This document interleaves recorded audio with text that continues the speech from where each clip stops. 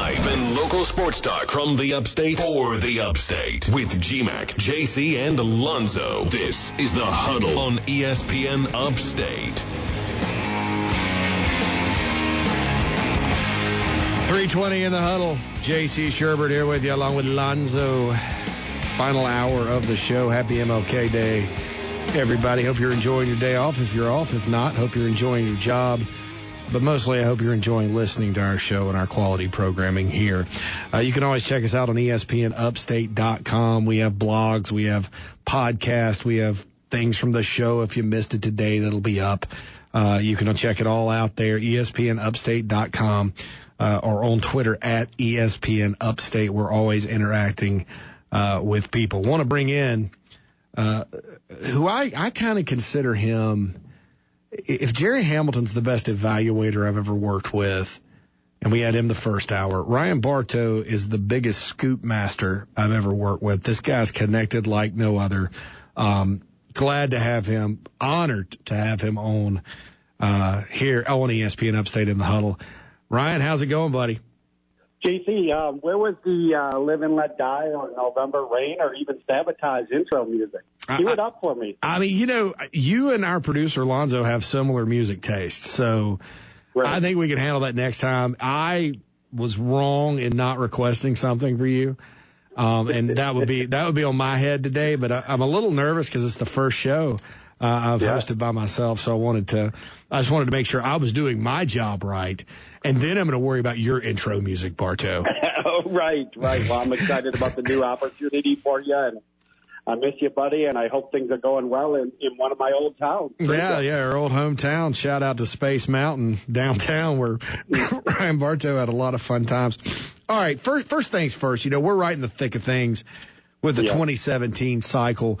And, Clemson's huge around here as far as just winning the national championships. Looks like they have some limited numbers, but we've had some questions from our callers and texters and all that about exactly how many in this class they're going to take.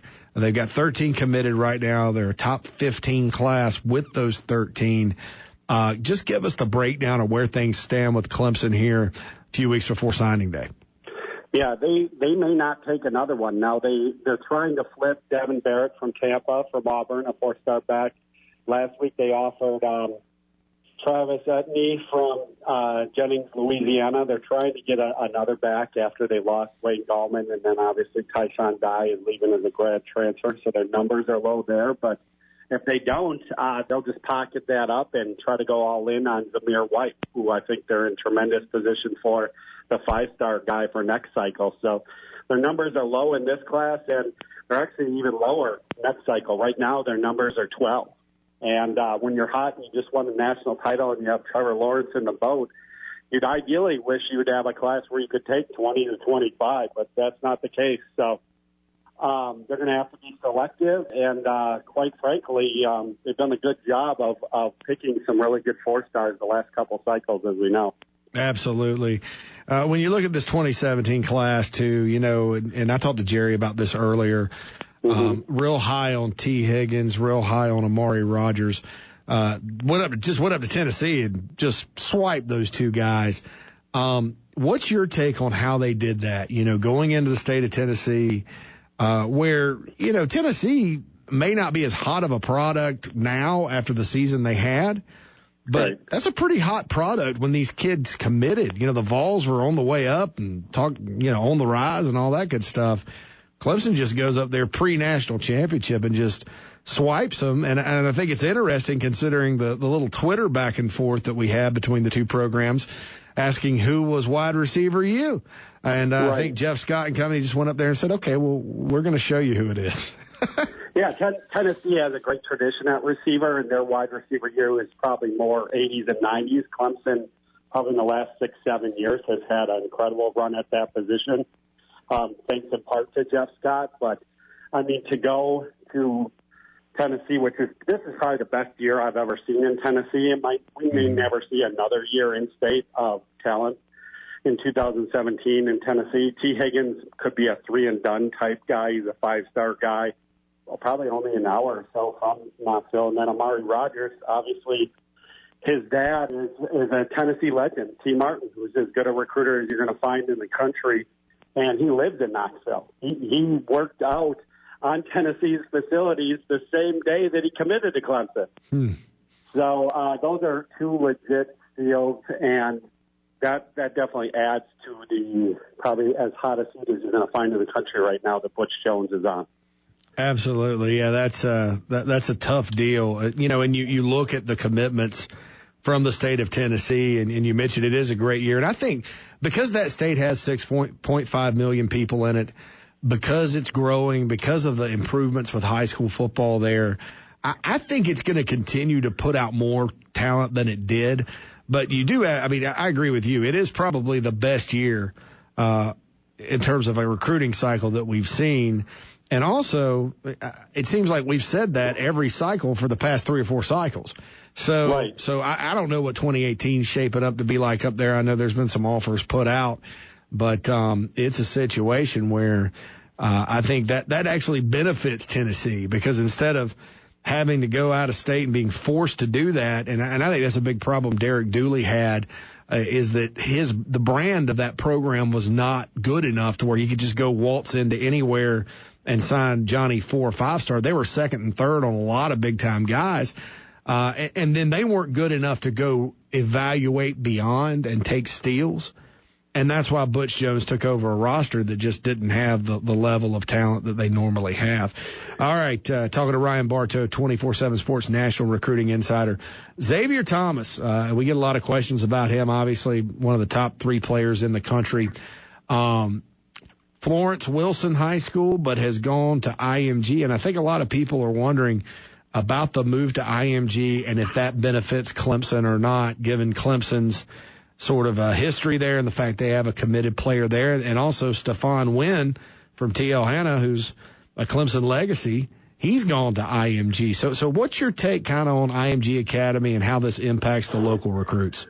Yeah, I think both those kids just went there to probably get coached up more and see the daily competition that's going to improve their value every day, because those are 2 big fish in small ponds. And obviously Stephon Wynn's dad played at Clemson. I had crystal balled him to Clemson even before they offered, and they get whoever they want out of T.L. Hanna. So I'm sure outside of a push from somebody else that he would be almost a mortal lock there. Xavier Thomas, I still think, is 50-50 with Clemson, South Carolina. He grew up as a South Carolina fan. I think he has intrigue in being the dude there and being the guy that can help rebuild that program. Clemson is hot right now, so they might have a little edge in terms of the appeal that, definitely appeals to a lot of 17-year-olds because they just saw him win a national title. That would probably be more my crystal ball pick in terms of Xavier, but I have not made a pick either way on him yet, so that could be coming on deck, though. Yeah, I was telling people, because I picked South Carolina like the day they offered him on the crystal ball. And for those of you that don't know, on 247 Sports, we have this thing called Crystal Ball where recruiting analysts from across the country predict where the kids are going to go. It's a fun read if you haven't read it. And I was telling somebody the other day, I picked South Carolina then. If Xavier Thomas were deciding next month, I would probably flip it to Clemson right now.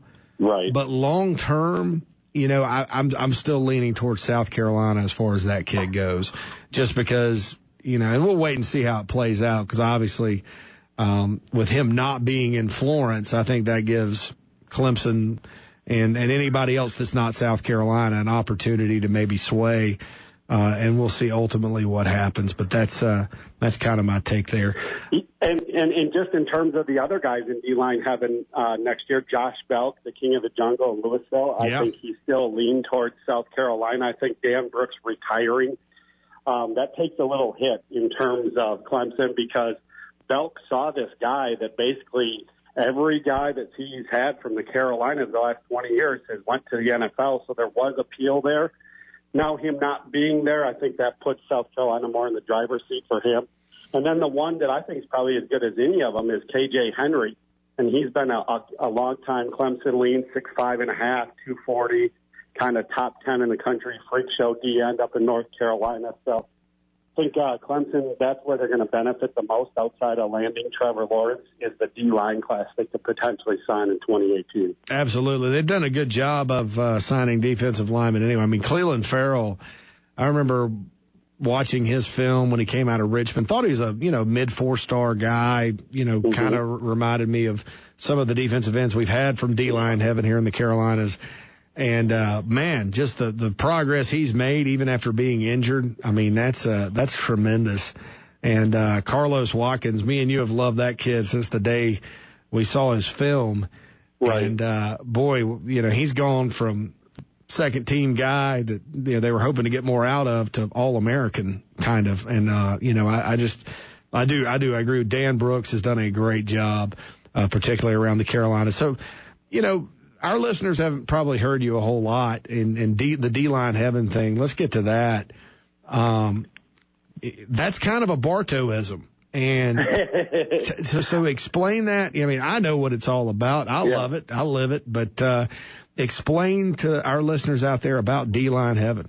Yeah, well, just living on the road year-round, I mentioned this to high school coaches all over the country. The last 21 years, there's been a first, second, or third round NFL draft pick in terms of a defensive end or a defensive tackle that are either from North Carolina or South Carolina.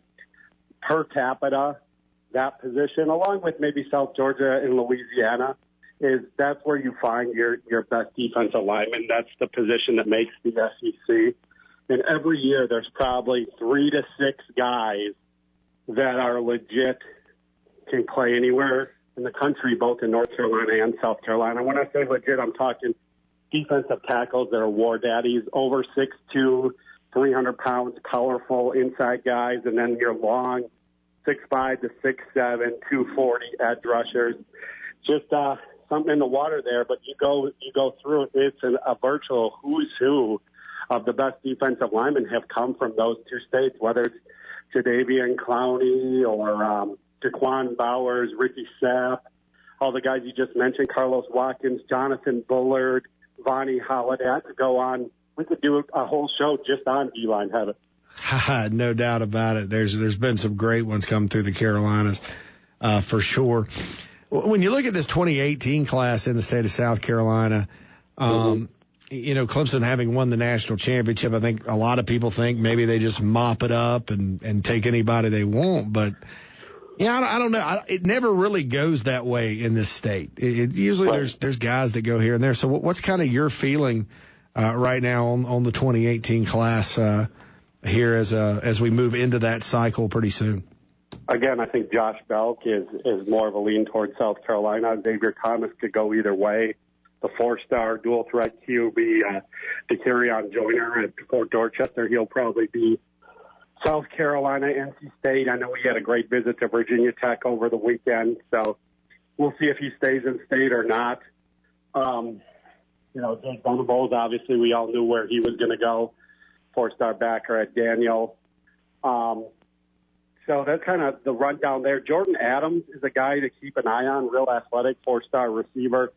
A lot of people were thinking Clemson. I'm hearing that his dad, Deke Adams, is actually going to be the new defensive line coach for North Carolina. I think if that happens, you would definitely have to position the Tar Heels as the favorite for Jordan Adams. So North Carolina is going to rehire Deke Adams?